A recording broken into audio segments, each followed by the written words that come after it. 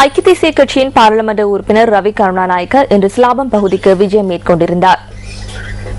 சிலாபம் பகுதிக்கு சென்ற ரவி கருணாநாயக்க அங்கு வெள்ளத்தினால் பாதிக்கப்பட்ட மக்களுக்கு ஆசி வேண்டி முன்னீஸ்வரம் கோயிலில் பூஜைகளில் ஈடுபட்டார்.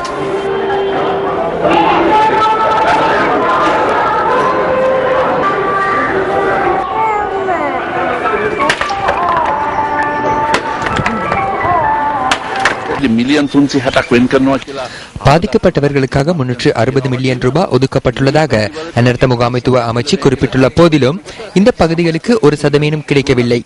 மொத்தமாக 3,35,000 வீடுகள் சேதமடைந்துள்ளன.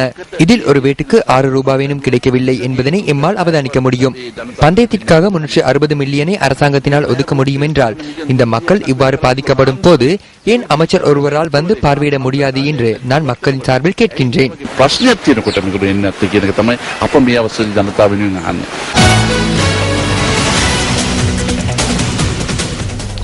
மட்டக்களப்பு நகரில் உள்ள வீடொன்றில் இடம்பெற்ற கொள்ளை சம்பவத்துடன் தொடர்புடையதாக கூறி கைது செய்யப்பட்ட 4 சந்தேக நபர்களையும் தடுத்து வைத்து விசாரணைக்கு உட்படுத்துமாறு நீதவான் உத்தரவு பிறப்பித்துள்ளார். சந்தேக நபர்கள் மட்டக்களப்பு நீதவான் முன்னிலையில் ஆஜர்படுத்தப்பட்டதை அடுத்து இந்த உத்தரவு பிறப்பிக்கப்பட்டுள்ளதாக மட்டக்களப்பு போலீசார் குறிப்பிட்டனர். மட்டக்களப்பு நகரில் உள்ள வீடொன்றிற்குள் நுழைந்த கொள்ளையர்கள் வீட்டின் உரிமையாளரை தாக்கி அங்கிருந்த பணம் மற்றும் பொருட்களை கொள்ளையிட்டு சென்றுள்ளதாகவும் போலீசார் குறிப்பிட்டனர். தாக்குதலுக்கு இலக்கான வீட்டின் உரிமையாளர் மட்டக்களப்பு வைத்தியசாலையில் அனுமதிக்கப்பட்டு சிகிச்சை பெற்று வருகின்றார். இந்நிலையில் கொள்ளையர்கள் தப்பிச் சென்றதாக கூறப்படும் வேனை புலனறுவை போக்குவரத்து போலீசார் சோதனைக்குட்படுத்திய போது அதிலிருந்து பணம் மற்றும் கொள்ளையிடப்பட்ட பொருட்கள் கைப்பற்றப்பட்டுள்ளன. அதனைத் தொடர்ந்து அந்த வேனில் பயணித்த 4 சந்தேக நபர்களும் கைது செய்யப்பட்டு மட்டக்களப்பு போலீசாரிடம் ஒப்படைக்கப்பட்டுள்ளதாக போலீஸ் ஊடக பேச்சாளர் அலுவலகம் தெரிவித்துள்ளது. சந்தேக நபர்கள் இன்றைய தினம் நீதவான் முன்னிலையில் ஆஜர்படுத்தப்பட உள்ளதுடன் சம்பவம் தொடர்பான மேலதிக விசாரணைகளை மட்டக்களப்பு போலீசார் மேற்கொண்டு வருகின்றனர். இன்றைய நாளேடுகளிலிருந்து நாம் தெரிவு செய்த கேலி சித்திரம் அடுத்து.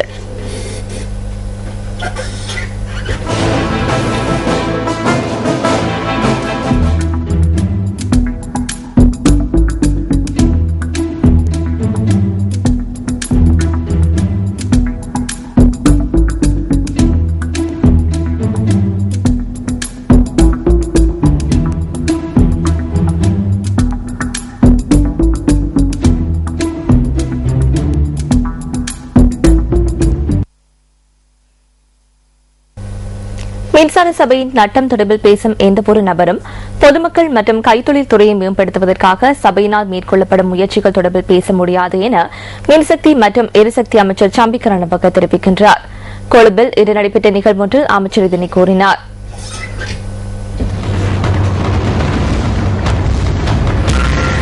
மின் உற்பத்திக்காக வழங்கப்படும் 1 லிட்டர் எரிபொருளை 25 ரூபாவால் அதிகரிப்பது தொடர்பில் பெட்ரோலிய கூட்டுத்தாபனம் கவனம் செலுத்தியுள்ளதாக கடந்த வெள்ளிக்கிழமை அறிக்கை ஒன்று வெளியிடப்பட்டது. கடந்த 10 மாதங்களுக்குள் பெட்ரோலிய கூட்டுத்தாபனம் 87 பில்லியன் ரூபாய் நட்டத்தை எதிர்நோக்கியதாகவும் அதில் 52 பில்லியன் ரூபாய் நட்டம் மின் உற்பத்திக்காக நிவாரண விலையில் எரிபொருளை விநியோகித்தமையினால் ஏற்பட்டதாகவும் பெட்ரோலிய வளத்துறை அமைச்சு இதன்போது சுட்டிக்காட்டியது. கடந்த காலங்களில் வறட்சி நிலவிய போதிலும் தொடர்ச்சியாக மின் விநியோகத்தை வழங்கி கைத்தொழில் மற்றும் சேவை பிரிவுகளை கட்டியெழுப்புவதற்கு மின்சார சபை பாரிய ஒத்துழைப்பை வழங்கியதாக இன்று கொழும்பில் நடைபெற்ற நிகழ்வொன்றில் மின்சக்தி மற்றும் எரிசக்தி அமைச்சர் சம்பிக்க ரணவக்க தெரிவித்தார்.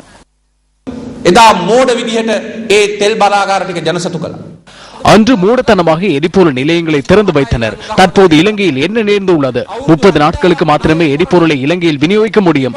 குழாய் 70 வருடங்கள் பழமையானது. சுத்திகரிக்கும் இயந்திரம் 40 வருடங்கள் பழமையானது. எதுவும் புனரமைக்கப்படவில்லை. ஏன் பணி பகிஷ்கரிப்பு போராட்டங்கள் காரணமாக புனரமைக்கப்படவில்லை? இவற்றிற்கான இழப்பீட்டை தற்போது யார் வழங்குவார்கள்?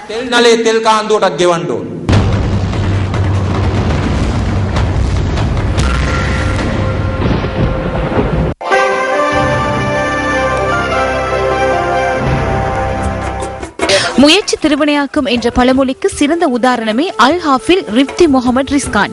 கொழும்பு ஆட்டுப்பட்டி தெரு சிராங்கி தோட்டத்தை வசிப்பிடமாக கொண்ட அல் ஹாஃபில் ரிப்தி முகமது ரிஸ்கான் சர்வதேச ரீதியில் நடைபெற்ற அல் குரான் மனன போட்டியில் 1ஆம் இடத்தை பெற்று தாய் திரு நாட்டிற்கு பெருமை சேர்த்துள்ளார். கடந்த 9ஆம் திகதி சவுதி மக்கா புனித ஹரத்தில் நடைபெற்ற குரான் மனன போட்டியில் 83 நாடுகளை பிரதிநிதித்துவப்படுத்திய போட்டியாளர்களுடன் மோதி முதலிடத்தை தன்வசப்படுத்தியவரே இந்த முகமது ரிஸ்கான். بسم الله الرحمن الرحيم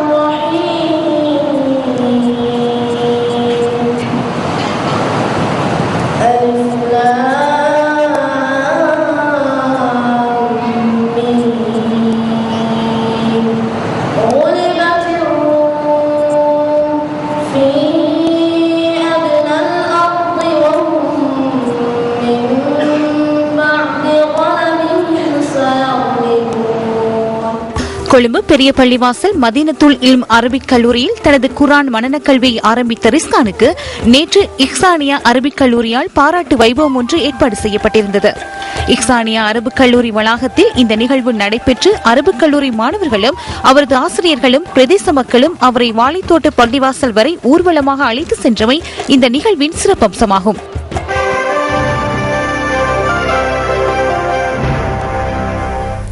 கண்டி சிட்டி சென்டரில் கடந்த 10 நாட்களாக நடைபெற்று வந்த ஸ்பிளாஷ் 2012 வர்த்தக கண்காட்சியின் இறுதி நாள் இன்றாகும். இந்த கண்காட்சிக்கு நியூஸ் ஃபர்ஸ்ட் ஊடக அனுசரணை வழங்கியது. கேண்டி சிட்டி சென்டரில் நடைபெற்ற ஸ்பிளாஷ் 2012 வர்த்தக கண்காட்சியை பார்வையிட வந்தவர்கள் நேற்று இடம்பெற்ற இசை நிகழ்ச்சியிலும் கலந்து கொண்டனர்.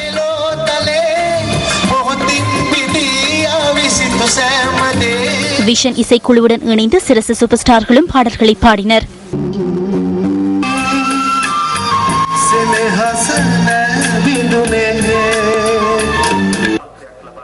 இன்று காலை 9 மணிக்கு ஆரம்பமான ஸ்பிளாஷ் 2012 வர்த்தக கண்காட்சியை பார்வையிட இன்றும் பெருந்திரளான மக்கள் வருகை தந்தனர்.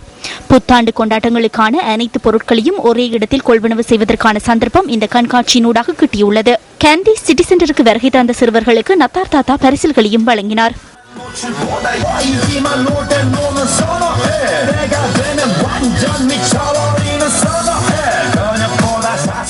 இன்றும் ஸ்பிளாஷ் 2012 வர்த்தக கண்காட்சியை பார்வையிட வருபவர்களுக்காக இசை நிகழ்ச்சி ஒன்றும் ஏற்பாடு செய்யப்பட்டுள்ளதுடன் இந்த கண்காட்சி இன்றிரவு 9 மணி வரை நடைபெற உள்ளது.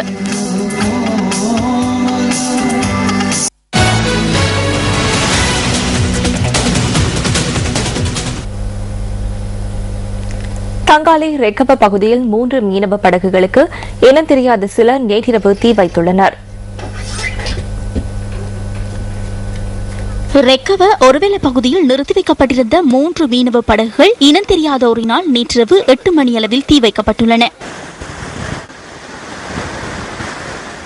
நாளொன்றுக்கு ஒருவேளை பகுதியில் 100 முதல் 200 படகுகள் வரை நிறுத்தி வைக்கப்பட்டிருக்கும் என மீனவர்கள் சுட்டிக்காட்டுகின்றனர். நேற்றைய தினமும் அதே அளவான படகுகள் நிறுத்தி வைக்கப்பட்டிருந்ததுடன் இவற்றில் 2 படகுகளின் என்ஜின்கள் முழுமையாக தீக்கிரையாகியுள்ளன. இந்த தீ ஏனைய படகுகளுக்கு பரவுவதற்கு முன்னர் அங்கிருந்த மீனவர்களினால் தீ கட்டுப்பாட்டிற்குள் கொண்டு வரப்பட்டுள்ளது. தீயினால் சுமார் 20 லட்சம் ரூபாய் நட்டம் ஏற்பட்டுள்ளதாக மீனவர்கள் தெரிவிக்கின்றனர். தங்காலி பகுதியில் இதற்கு முன்னர் 3 தடவைகள் இவ்வாறான சம்பவங்கள் பதிவாகியிருந்த அதேவேளை இது 4வது சம்பவமாக பதிவாகியுள்ளது. இரு குழுக்களிடையில் இடம்பெற்ற மோதல் காரணமாகவே படகுகளுக்கு நேற்றிரவு தீ வைக்கப்பட்டிருக்கலாம் என போலீசார் சந்தேகம் வெளியிட்டுள்ளனர்.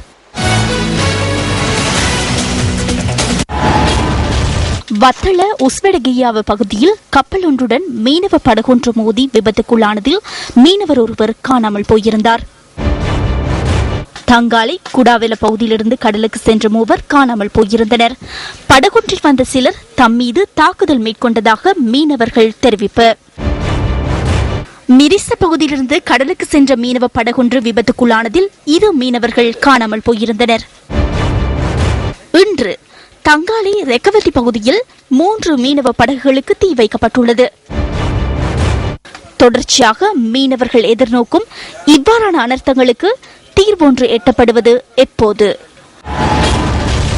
மீனவர்கள் வாழ்க்கையை உறுதி செய்ய நடவடிக்கை எடுக்காமல் இருப்பது ஏன்?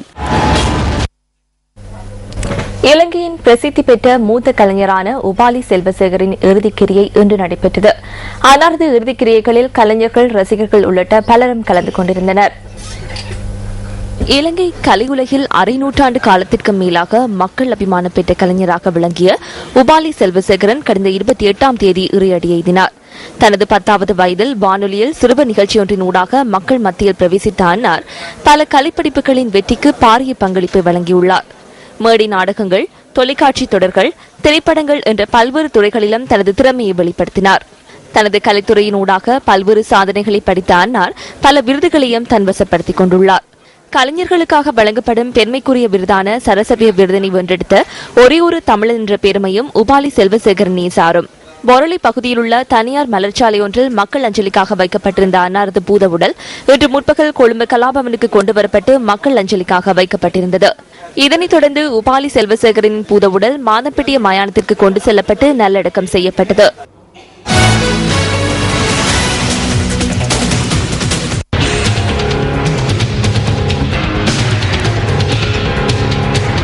நாட்டின் பொருளாதாரத்தின் முதுகெலும்பாக விளங்கும் மலையக மக்களில் பெரும்பாலானவர்கள் உட்கட்டமைப்பு வசதிகளின்றி கவனிப்பாரற்ற நிலையில் உள்ளமை கவலைக்குரியதே. மலையகத்தில் மின்னொளியில் முள்ளிடுவதற்காக ஏற்படுத்தப்பட்ட மின்சார கட்டமைப்புகள் பாதுகாப்பான முறையில் பேணப்படுகின்றதா என்பது கேள்விக்குறியான விடயமாகும். கொத்மலை மின்சார சபைக்குட்பட்ட புசலாவை மெல்பூர் தோட்டத்தில் உள்ள மின்சார தூண்கள் இன்று இவ்வாறே காட்சியளிக்கின்றன. மின்சார தூண்கள் உக்கிப்போய் குடை சாய்ந்து விழும் நிலையிலும், தேயிலை செடிகளுடன் கட்டப்பட்ட நிலையிலும், குடியிருப்புகளுக்கு அருகிலும் பாதைகளிலும் காணப்படுகின்றன. பாதுகாப்பற்ற இந்த மின் கட்டமைப்பினால் மின்னொழுக்கு ஏற்படுவதற்கான அதிக வாய்ப்புகள் உள்ளதாக மக்கள் அங்கலாய்கின்றனர். இந்த லைட் தூண் இந்த பகுதியில் மலைப்பகுதி உயரமான இடம், அதனால இந்த லைட் தூணுகள் இருக்கிறது எங்களுக்கு பயமாக இருக்குது. இந்த இடத்துல இருக்கிறதுக்கு மரங்கள் அது இந்த கம்பிகளில் விழுந்துருச்சுன்னு சொன்னால் பாதிக்கும், ரோட்டுகளை போக வர இயலாது. அதனால சின்ன பிள்ளை இந்த ஸ்கூலுக்கு போகுதுங்க, அங்கிட்டு விளையாட போகுதுங்க, இந்த பகுதிக்கு ஓடுதுங்க, பிள்ளைகளை பாதிக்கும். எங்களையும் சில நேரம் அங்கிட்டு ரோட்டுகளில் போகிற நேரத்தில் அது ரோட்டோரத்தில் இருக்க லைட் தூணுங்க இத்து போன மாதிரி அது சரக்கட்டி கொடுத்தா மிக நல்ல கேட்டுக்கொள்கிறேன்.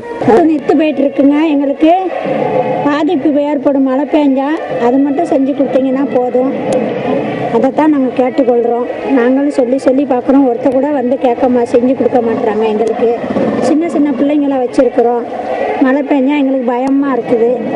அவ்வளோதாங்க நான் சொல்கிறேன். இவ்வாறானதொரு அபாயத்தை எதிர்கொண்டுள்ள மெல்பூர் தோட்ட மக்கள் எவ்வாறு நிம்மதியுடன் வாழ்வது? பாதுகாப்பான மின்சார கட்டமைப்பை இந்த தோட்ட மக்களுக்கு அமைத்துக் கொடுக்க வேண்டியது உரிய அதிகாரிகளின் கடமையல்லவா? கொத்மலை மின்சார சபையின் பிரதான பொறியியலாளரே, இது உங்களின் கவனத்திற்கு.